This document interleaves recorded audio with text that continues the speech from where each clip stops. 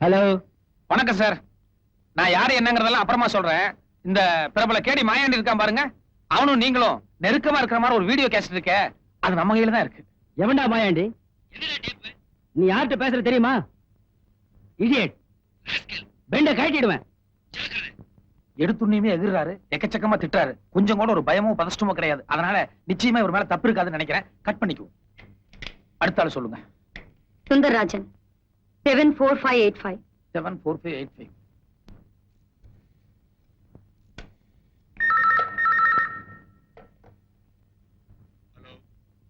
வணக்கம் சார். இந்த மாயாண்டி நீங்கள் நெருக்கமா இருக்க மாதிரி ஒரு வீடியோ கேசட் இருக்க, அது நம்ம கையில தான் இருக்கு.